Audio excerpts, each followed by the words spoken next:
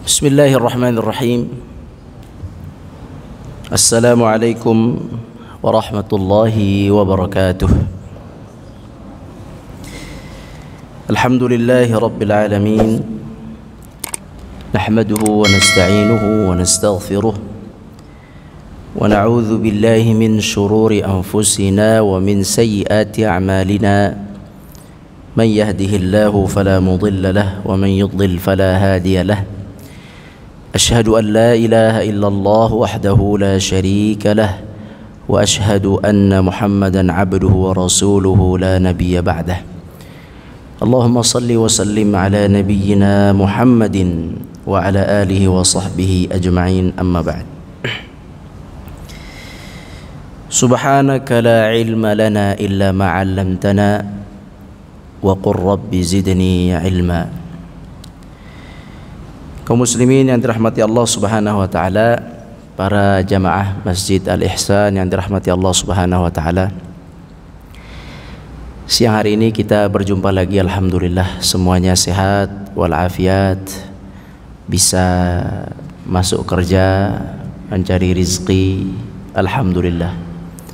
Bisa sholat berjamaah sambil cari rizki, bisa juga duduk-duduk di masjid sambil dengar-dengar pengajian sambil cari rizki, alhamdulillahirabbil alamin. Jadi dapat dunia, dapat jugalah ibadah untuk akhirat kita kelak, alhamdulillahirabbil alamin. Sebelumnya kita sudah membahas muqaddimah atau pendahuluan tentang surat Al-Alaq, di mana surat Al-Alaq ini inti pembahasannya adalah manusia itu akan sempurna dengan wahyu. Wahyu itu adalah Al-Quran. Sempurna dengan wahyu dan ilmu. Wahyu itu adalah Al-Quran dan Al-Hadis. Ilmu itu adalah ilmu syariat yang sudah dirangkum oleh para ulama dari Al-Quran dan Al-Hadis. Karena kita hanya membaca Al-Quran saja terjemahannya atau hadis saja terjemahannya, tidak semua ayat dan hadis bisa difahami, maka diracik oleh para ulama, disebutlah racikan tersebut ilmu. Nah, ilmu dan wahyu ini adalah dua hal yang perlu kita pelajari sepanjang hayat. Sepanjang hayat, sampai ada orang yang mengatakan inna lillahi wa inna ilaihi raji'un, telah berpulang ke rahmatullah, rahmat hidayat lubis. Nah, baru ana selesai, tidak belajar, tidak mengajar. Ya, tidak ada kata pensiun dalam menuntut ilmu agama karena tidak ada habisnya. Tidak ada habisnya. Nah, itulah inti dari surat Iqra ini, belajar ilmu agama. Baik. Coba kita baca dulu ya, kita tilawah dulu. Yang hafal silahkan dari luar kepala, yang tidak hafal dibuka mushafnya. Yang megang mushaf boleh mushaf cetak kertas, boleh juga mushaf elektronik. Melihat kepada mushaf menurut sebagian ulama ibadah, tapi tidak mutlak ya. Hadisnya tidak kuat, tapi sebagian ulama menganggapnya ibadah seperti Al-Imam An-Nawawi. Tapi sekali lagi kalau dilihat dari hadis-hadisnya tidak kuat. Tapi tentu melihat ke mushaf mulia dibanding antum sering lihat laptop, lihat tulisan. Lihat mushaf. Kita lihat mushaf ya. Tentu lebih mulia. Kita lihat mushaf pakai ini mata buat lihat teks mushaf. Silahkan dibuka surat Al-Alaq ayat 1 sampai 5. Kita baca. A'udzu billahi minasy syaithanir rajim.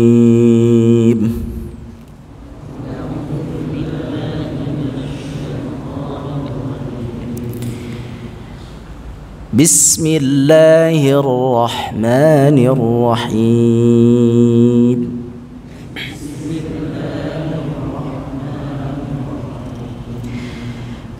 Iqra bismi rabbikal ladzi khalaq.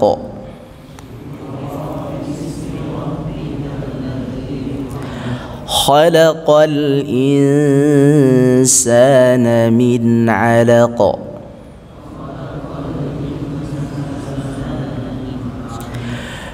Iqra wa rabbukal akram. Alladzi 'allama bil qalam. Allamal insana ma lam ya'lam.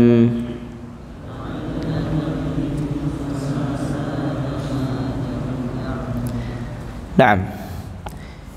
Setelah baca Al-Quran, kita boleh diam seperti ini, tutup. Boleh kita baca subhanakallahumma wa bihamdika asyhadu an la ilaha illa anta astaghfiruka wa atubu ilaik. Itu yang dari hadis atau dari para ulama qurra, para ahli Quran. Sebagian mengusulkan untuk mengatakan sadaqallahu al-azim, tapi sebagian membid'ahkan sadaqallahu al-azim. Tapi setahu ana, di kalangan ahli Quran ucapan sadaqallahu al-azim tidak mengapa. Artinya apa sadaqallahu al-azim? Allah benar dengan firman-Nya ini. Tidak ada Allah pungkir janji. Tidak ada Allah pungkir janji. Semua beritanya sungguh benar. Maka disebutlah sadaqallah, bahwa benar apa yang difirmankan oleh Allah. Sebagian membid'ahkan, tapi ana sebagai penuntut ilmu Al-Quran, ana kira nggak masuk bab bid'ah itu ya. Karena para ahli Quran sudah mengatakan itu tidak mengapa. Tapi kalau mau menerapkan yang dalam hadis, gimana tadi setelah baca Quran? Subhanakallahumma wa bihamdika asyhadu an la ilaha illa anta nastaghfiruka wa natubu ilaik. Itu doa apa itu? Kafaratul majlis. Dipakai juga setelah baca Al-Quran, atau diam saja juga tidak mengapa. Tamam? Baik, bismillah. Ustaz, ada halaman 36 Ustaz ya. Itu halaman sama. Tafsir. Langsung tafsir. Oh, 38. Kok ini 36? 38, baik. Yang megang buku tafadhal. Yang ketinggalan besok titip di masjid. Tafadhal. Bismillahirrahmanirrahim. Iqra bismi rabbikal ladzi khalaq. Bacalah wahai Rasul apa yang Allah wahyukan kepadamu dengan menyebut nama Tuhanmu yang telah mencipta dan seluruh makhluk. Naam, Iqra dengan menyebut, bacalah dengan menyebut nama Tuhanmu apa yang diwahyukan kepadamu. Apa yang diwahyukan kepada kita itu apa? Dari Allah kepada Rasul. Apa yang diwahyukan? Apa? Syair, Al-Quran, atau syair? Al-Quran. Hadis wahyu bukan? Hadis wahyu. Jadi wahyu itu Al-Quran dan Al-Hadis. Bedanya Al-Quran tekstualnya dari Allah 100%. Al-Hadis teksnya, susunannya dari Nabi SAW. Bahasanya bahasa manusia. Tapi kalau Al-Quran bahasanya bahasa Allah. Makanya bagi yang mengerti bahasa Arab akan takjub dengan Al-Quran. Tidak pakai titik, tidak pakai koma, tidak pakai tanda tanya, tapi difahami ini pertanyaan. Tapi difahami ini sini koma, tapi difahami ini titik. Makanya ada ilmu waqaf dan ibtida. Al-Quran dibilang syair tidak, tapi punya ciri-ciri mirip syair. Dibilang nasar, nasar itu tulisan esai, esai juga tidak, tapi juga memiliki ciri-ciri esai. Jadi Al-Quran ini dibilang syair bukan, esai bukan. Jadi apa? Wahyu. Subhanallah, isinya subhanallah. Ada penciptaan manusia, ada penciptaan langit, ada tentang awan, ada tentang hujan, ada tentang lapisan langit, ada tentang bumi, ada tentang air yang di dalam bumi, ada tentang laut, ada tentang matahari, ada tentang bulan, ada tentang hewan, ada tentang tumbuh-tumbuhan. Kemudian ada juga dalam Al-Quran tentang manusia, proses penciptaan manusia. Ada juga dalam Al-Quran tentang sesuatu yang dulu terjadi dan kita tidak tahu, tentang ruh. Ada juga di Al-Quran tentang kisah nabi-nabi terdahulu. Ada juga di Al-Quran tentang berita-berita surga dan neraka yang akan datang terjadi atau yang akan kita saksikan kelak. Jadi lengkap. Antum seorang ahli dalam ilmu astronomi bisa merujuk, ada bahan di Al-Quran. Ahli kedokteran ada juga di Al-Quran. Ahli kelautan coba saja ada di Al-Quran pembahasan mengenai kelautan. Memang tidak panjang lebar, tapi yang disebutkan dalam Al-Quran itu tentang alam, tentang langit, tentang bumi, tentang penciptaan manusia, tentang laut, tentang tumbuh-tumbuhan, tentang tanah, tentang matahari, tentang awan, tentang hujan, itu tidak mungkin dapat diketahui secara rapih bersih oleh seorang nabi yang bernama Muhammad kalau bukan wahyu. Mustahil. Karena nabi tinggal di mana? Tinggal di mana? Di Jazirah Arabiyah. Jazirah Arabiyah, kita kalau bicara Iqra ini, Iqra, kita jangan melihat keadaan sekarang. Sekarang maju teknologi. Ada internet, ada Google. Kalau kita bicara Iqra, mundur. Jangan bicara Daulah Abbasiyah, jangan bicara Daulah Umayyah, jangan bicara Daulah Khulafaur Rasyidin. Bahkan zaman kenabian pun belum. Ini turun di tengah-tengah masyarakat yang tidak ada yang bisa nulis kecuali 1-2 orang. Dulu itu ketika turun ayat ini, orang jahiliyah penuh dengan kebodohan. Jago dalam urusan dunia tidak, jago dalam urusan agama tidak. Benar-benar dalam kebodohan badui, tidak mengerti apa-apa. Berdagang juga tidak pandai banget berdagangnya. Secara perpolitikan juga tidak, jadi serba nanggung. Yang ada pertikaian, perzinaan, mabuk-mabuk di dalam kampung itu. Bisa dikatakan kampung paling terpuruk. La dunya fiha khair walal akhirah fiha khair. Dunia nggak ada baiknya, akhirat nggak ada baiknya. Badui, sebuah suku yang sangat ganas, sedikit-sedikit mengangkat pedang. Suku yang dalam 12 bulan hanya 4 bulan damai, 8 bulan bertengkar. Nah, di suku itulah turun ayat ini. Iqra, Iqra. Turun ayat Iqra. Iqra, apa yang dibaca? Wahyu, Al-Quran Al-Karim. Apa isinya? Ternyata Al-Quran isinya, tadi yang sudah Anda sampaikan, Al-Quran isinya sesuatu yang sifatnya menembus keilmiahan di dalam kampung itu.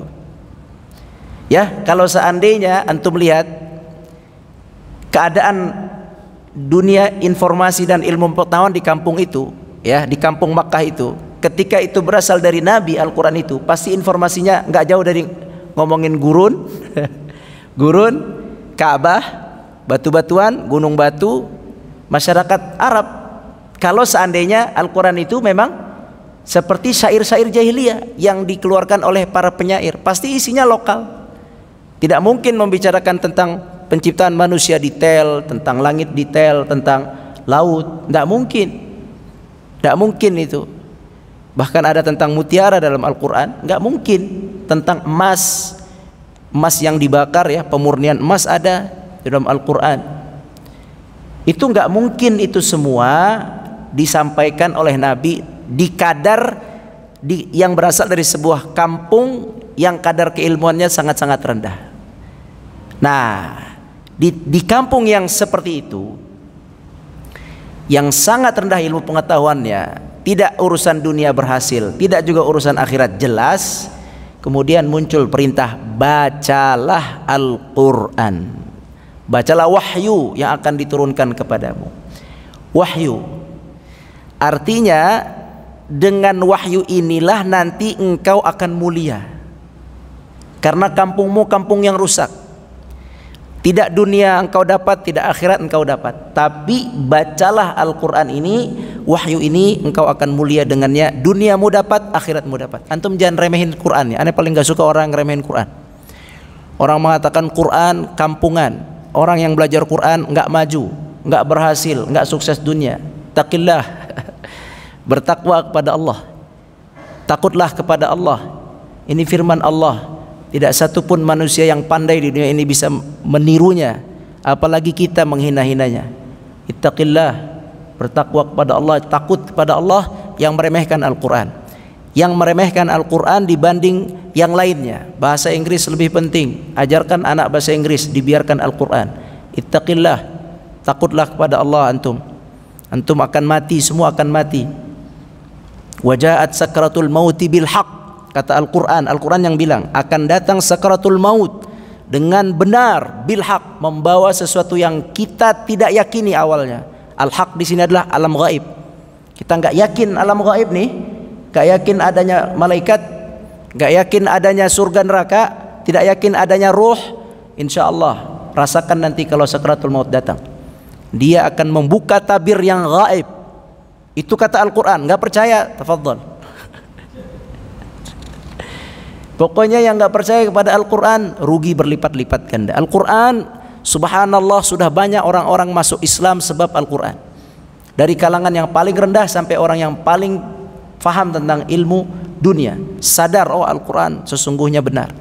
Jadi Al-Quran itu ana minta buat kita yang hadir di sini, buat ana dan antum, jangan remehkan Al-Quran, jangan remehkan guru-guru Quran. Guru-guru Quran yang antum bilang hafiz Quran, cuman begitu aja. La ya Allah, ya akhi, taqillah. Jangan remehkan mereka. Mereka itu adalah penerus Nabi. Mereka mengajarkan ayat-ayat yang Allah turunkan kepada Nabi. Mereka itu mulia. Memang jelek, lusuh, tampangnya, bajunya, pakaiannya lusuh. Memang begitu kebanyakannya. Tapi ingat, mereka setiap hari berkontribusi mengajarkan Quran, membaca Quran. Satu huruf berapa pahalanya? Kemahiran orang baca Quran itu kata Nabi akan di akhirat akan diletakkan oleh Allah bersama para malaikat, ma'as safaratil kiramil bararah, bersama malaikat-malaikat yang baik di akhirat. Di dunia diberikan oleh Allah Subhanahu wa taala kemudahan urusan. Jadi jangan remehkan Quran. Quran itu ada 8 antum kewajiban kepada Quran. Di sini iqra saja. 8, coba dicatat. Dicatat pakai qalam. Alladzi 'allama bil qalam. Kalau enggak punya qalam, pakai notes di dalam HP. Ada 8 yang harus kita perhatikan dalam berhadapan dengan Quran. 8 ini kita kotakkan dua-dua ya. Dua-dua. Yang pertama belajar. Belajar baca, belajar dan mengajar. Yang pertama, berarti udah 2 tuh. Yang ke-1 dan kedua, mempelajari cara bacanya dan mengajarkan. Dan jangan diremehkan, sekali lagi ana sampaikan, jangan meremehkan orang yang mengajarkan Al-Quran. Jangan sampai nangis sudah pensiun belum bisa baca Quran, cuman bisa baca transliterasinya. Alhamdu, alham, amdi, lillah, li illallah, Rabbi, robbil, alamin. Nyesel, na'udzubillah min dzalik. Baik, belajar, mengajari. Yang kedua adalah mendengar, membaca, mendengar.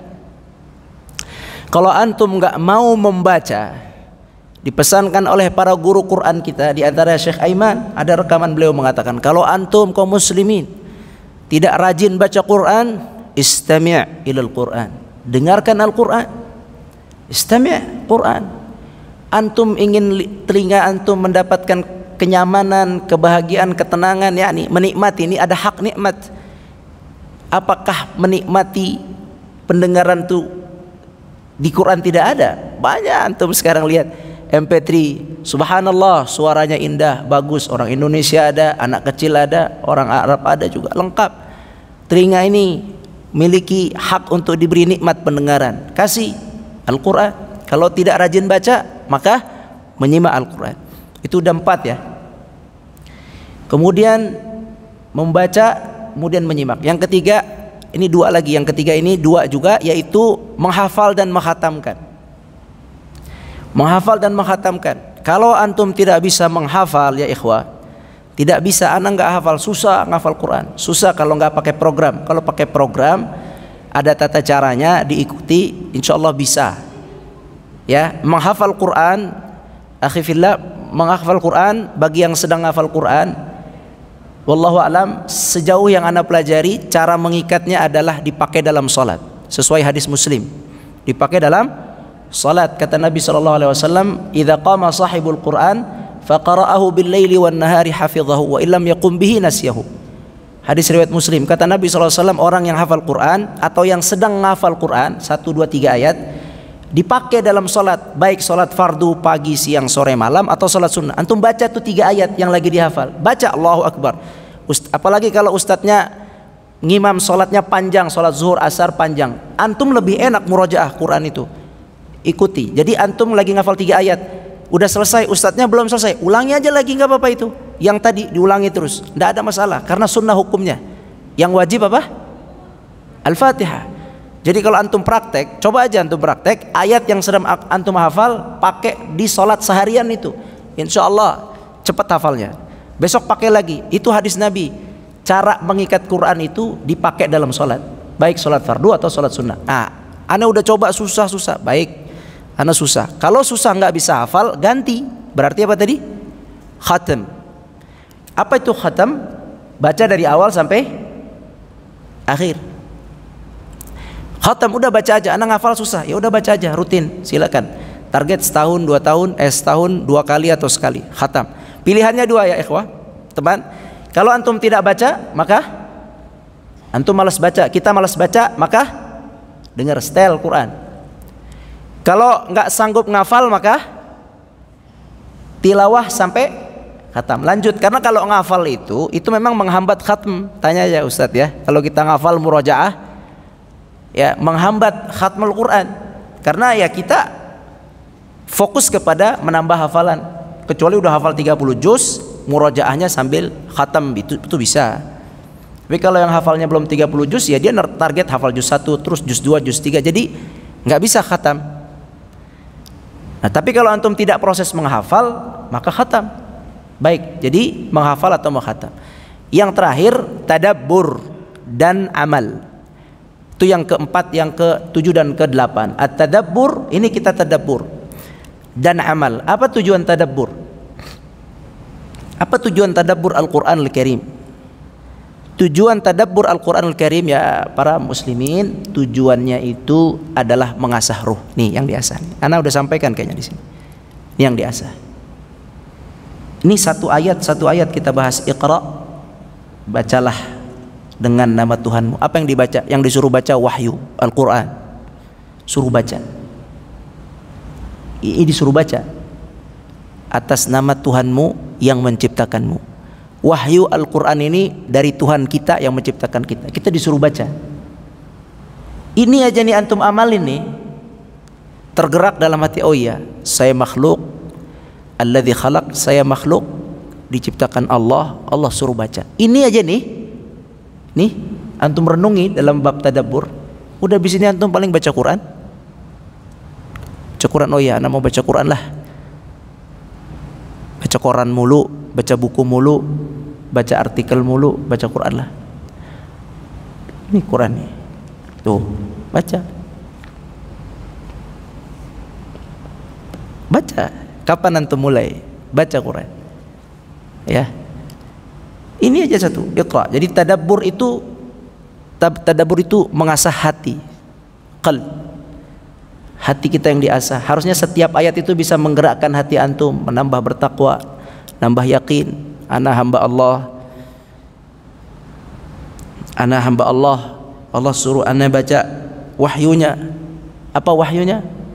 Al-Quran. Tamam. Iqra bismi rabbikal ladzi khalaq. Coba kita lihat di sini ayat kedua saja. Langsung ayat kedua, khalaqal insana min 'alaq. Jadi Iqra tadi adalah disuruh baca dengan nama Allah. Yang disuruh dibaca apa? Wahyu Al-Quran, baca Al-Quran. Hadis juga, tapi ini masih bab Quran. Fokuslah baca Al-Quran Al-Karim, karena dia dari Allah yang menciptakan kita. Bukan penulis fulan, bukan fulan. Minallah, dari Allah yang menciptakan antum dan ana semua. Iqra, baca. Naam. Tafadhal. Khalaqal insana min 'alaq. Tafadhal Ustaz. Khalaqal insana min 'alaq. Allah menciptakan manusia dari segumpal darah di mana sebelumnya hanya setetes air. Naam. Kita disuruh membaca Al-Qur'an ini oleh yang menciptakan kita, Allah. Suruh baca.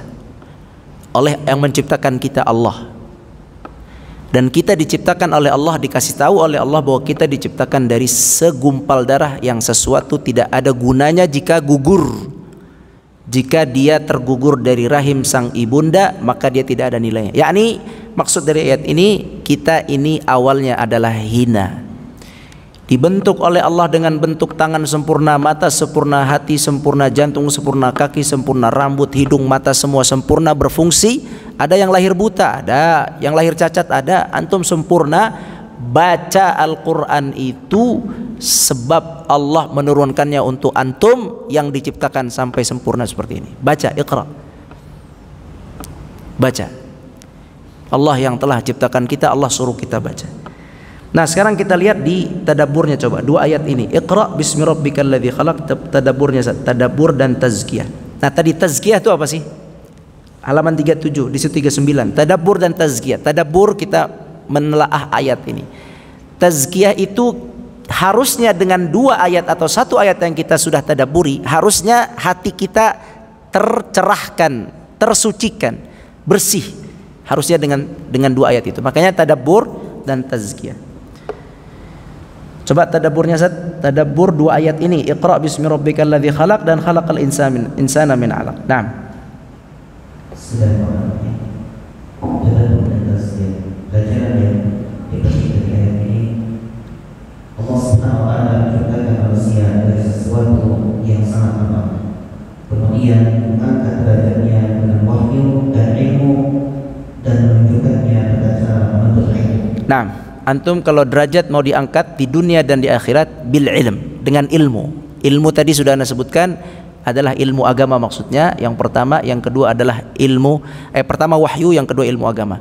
Adapun kemuliaan-kemuliaan karena ijazah S1, S2, S3, doktor, profesor itu keduniaan yang stop setelah antum mati, nggak ada gunanya. Tapi kemuliaan ilmu Al-Qur'an atau kemuliaan ilmu tauhid, ilmu fiqih, ilmu yang urusannya dengan agama berguna untuk antum hidup sampai antum telah wafat. Mungkin ditiru sama anak antum. Pokoknya itu berguna. Bahkan sampai ntar dihisab sama Allah, ditanya, sudah menuntut ilmu Allah? Antum tinggal jawab, saya sudah belajar. Jadi dia akan berguna. Semua ilmu selain itu putus dengan wafat. Atau ada juga putus dengan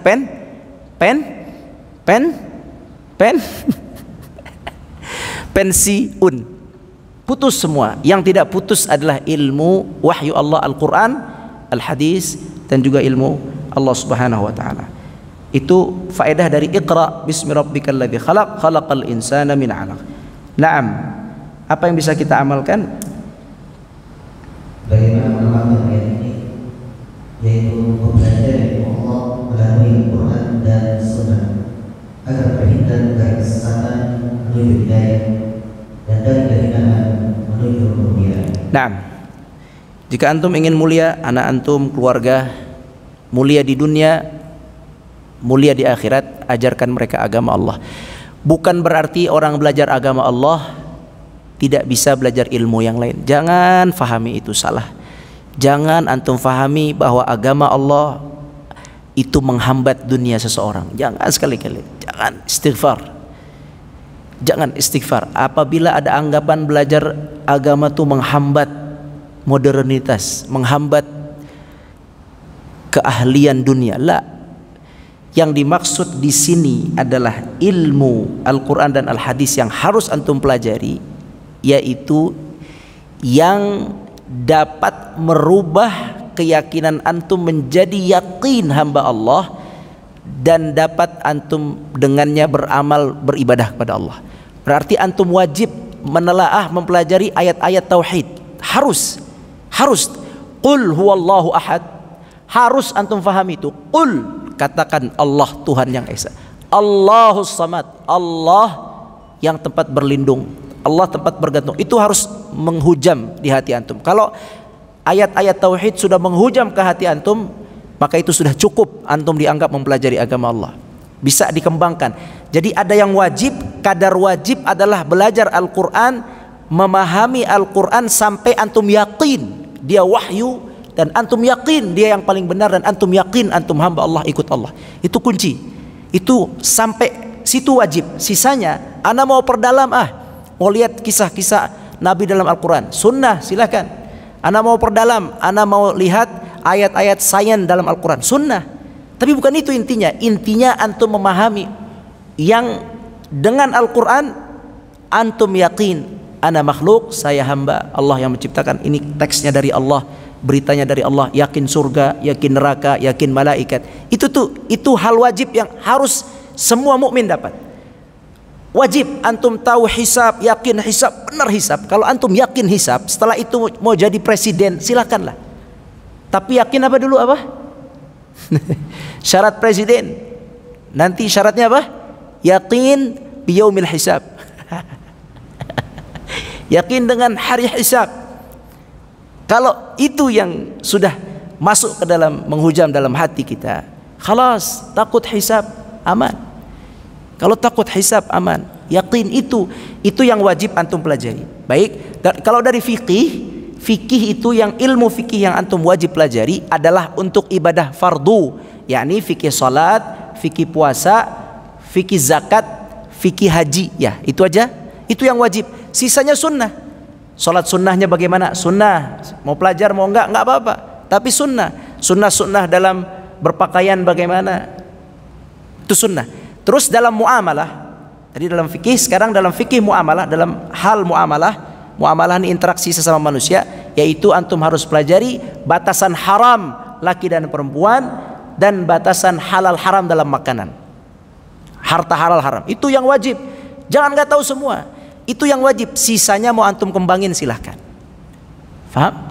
Untuk Al-Quran yang wajib antum bisa baca. Itu yang wajib. Nanti tadabbur sunnah boleh? Iya boleh, tidak? Tolong dicatat ya. Untuk masalah belajar ayat Al-Quran, tadabbur, yaitu sampai antum bisa yakin dengan seyakin-yakinnya terhadap berita tentang Allah, tentang rukun iman lah. Allah, kemudian apa tuh? Rukun iman ada di situ. Ada malaikat, kemudian ada surga, neraka, ada hisab, ada qada dan qadar. Itu ya. Itu wajib. Itu. Kalau itu udah kuat, udah, yang lainnya sunnah. Tadabbur yang lain sunnah. Kemudian fikih, yaitu yang rukun Islam. Antum wajib belajar fikih rukun Islam. Pelajari itu dengan baik. Kalau Ramadan, belajar bab puasa. Ramadan, belajar bab zakat. Mau haji umroh, umroh juga belajar umroh. Jangan cuma beli tiket doang. Beli tiket jalan-jalan. Lah ya Syekh, ana sedih dengan orang yang umroh dijadikan jalan-jalan. Ibadah. Ibadah umrohnya yang benar, hajinya yang benar. Itu yang difokuskan. Jalan-jalannya gampang lah, itu yang dipelajari. Jangan rutenya aja, teknis berangkatnya, ibadahnya itu yang harus dipelajari. Itu yang wajib. Adapun untuk membaca Al-Quran, yang wajib adalah tadi belajar baca. Jangan buta dengan Al-Quran. Karena kira itu aja 2 ayat ini. Selesai. Apa? Harusnya 5 ayat jadi 2. Nanti kita belajar ayat 3, 4, 5. Sampai di sini mohon maaf, yang benar dari Allah. Semoga Allah kuatkan kita untuk menjadi hambanya yang terus mempelajari agama Allah, yakin dengan firman-firman Allah dalam Al-Quran, dan juga pelan-pelan mengajarkan Al-Quran. Kalau tidak bisa langsung, kata para ulama, kata Syekh Khalid namanya, ada namanya Syekh Khalid As-Sabt. Beliau Masya Allah da'i, ilmunya mutawadi', tawadhu sekali. Di antara pesan beliau yang anda ikuti, kalau antum tidak bisa mengajarkan manusia hamba Allah, jadilah sebab mereka belajar. Jadilah sebab mereka belajar. Antum gak bisa ngajarin anak, kasih dia lingkungan yang dia bisa belajar. Ini anak terima kasih nih, pengurus, antum pahala paling banyak. Yang lain disebabkan oleh pengurus, dengan izin Allah antum bisa belajar. Jadilah sebab orang lain bisa belajar. Wallahu a'lam. Aqulu qouli hadza wa astaghfirullah li wa lakum.